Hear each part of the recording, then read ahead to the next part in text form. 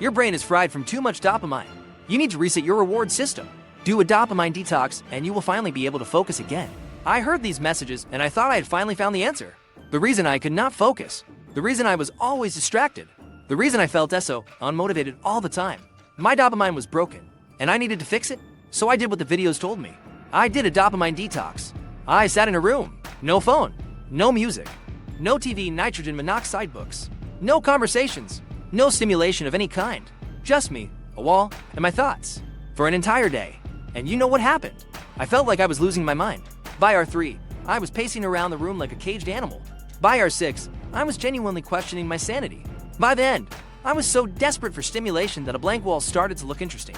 But I pushed through, because that is what discipline is, right? That is what resetting your dopamine requires. The next day, I expected to feel transformed. Clear-headed, focused, motivated, finally free from my dopamine addiction. Instead, I felt exactly the same, maybe even worse, because now I had spent an entire day doing nothing and I was behind on everything. So I tried again, longer this time, more extreme. Maybe I was not doing it right. Maybe I needed a full week of minimal stimulation. I did the full week. Same result, and no magical reset, nitrogen monoxide newfound focus, just wasted time and growing frustration. That is when I started questioning everything I had been told about dopamine. So I am done. I am done with dopamine detox. Because here is what nobody tells you. The entire concept is based on a fundamental misunderstanding of how dopamine actually works. And by the end of this video, you will understand exactly why dopamine detox is pseudoscience and what actually works instead. Let me explain the myth they have been selling you. The dopamine detox narrative goes like this. Modern life floods your brain with cheap dopamine hits. Social media, junk food, video games, porn.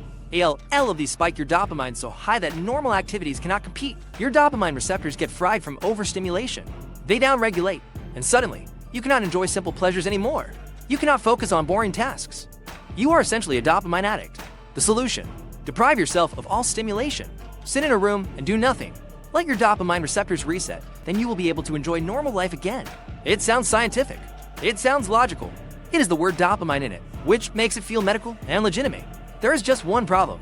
This is not how dopamine works. Not even close. First, dopamine is not about pleasure. It is about motivation.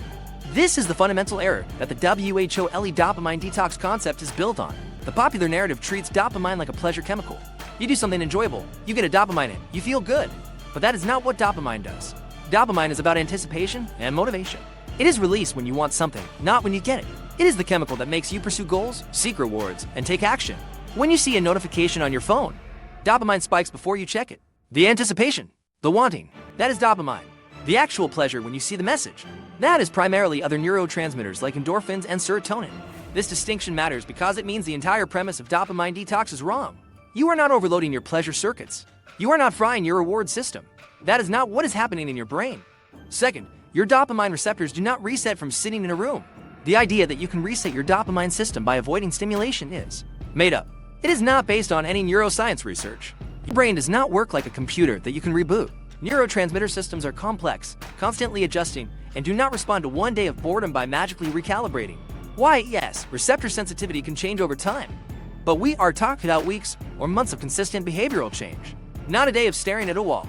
The dopamine detox community has taken a legitimate scientific concept that chronic overstimulation can affect brain chemistry and twisted it into a quick fix solution. That has no scientific support. There are 0 peer-reviewed studies showing that sitting in a room, doing nothing resets your dopamine system. 0. Third, the creator of Dopamine Fasting says everyone got it wrong. This is the part that really gets me. The term dopamine fasting was coined by Dr. Cameron Sepah, a psychiatrist in San Francisco. And he has been very clear that what the internet turned it into is not what he intended.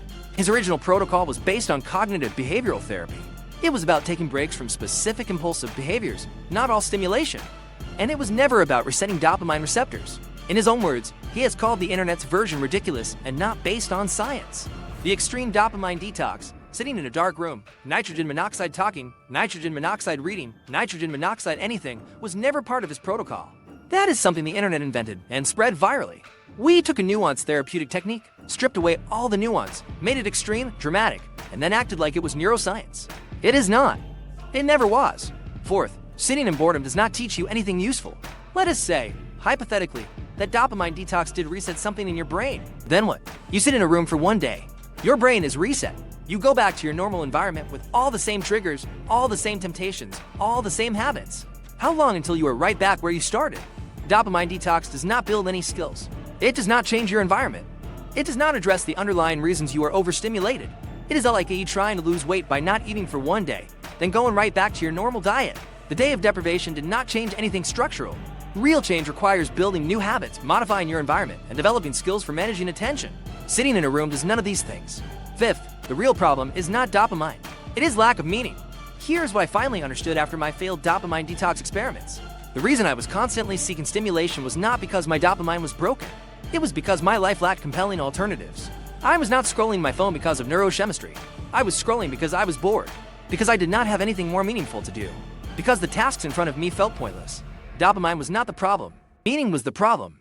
When I finally got engaged in work that mattered to me, work that felt significant and challenging, the urge to constantly seek cheap stimulation naturally decreased. Not because I detoxed, because I found something better. The dopamine detox narrative conveniently ignores this. It tells you your brain is broken when really, your life might just need more purpose. So if dopamine detox does not work, what does? Here's what I have learned. First, add before you subtract. Instead of trying to remove all stimulation, ADD things that are genuinely fulfilling. Find work that engages you. Find hobbies that challenge you. Find relationships that nourish you. When your life has meaningful activities, the pull of cheap stimulation naturally weakens. Not because you force yourself to avoid it, but because you have something better. I stopped trying to eliminate my phone use through willpower. I started building projects I cared about. My phone use dropped naturally because I had better things to do. Addition before subtraction. Fill the void first. Second, change your environment, not your brain chemistry. Your willpower is limited. Your environment is not. If you want to check your phone less, do not rely on discipline. Put your phone in another room. Use app blockers. Delete the apps that trigger you. If you want to eat healthier, do not rely on resisting temptation. Stop buying junk food. Make the unhealthy choice inconvenient. Environment design beats willpower every time. You do not need to reset your dopamine. You need to redesign your surroundings so the easy choice is the right choice. Third, build focus as a skill, not a state. Focus is not something you have or do not have. It is a skill you build through practice. Start small. Work with full focus for just 15 minutes. Then take a break. Gradually extend the periods of focus over time. This is how you actually train your brain to focus through repeated practice, not through deprivation. I could not focus for 5 minutes when I started. Now I can do deep work for hours, not because I detoxed, because I practiced consistently over months. Fourth, address the underlying issues. If you are constantly seeking distraction, ask yourself, what are you avoiding?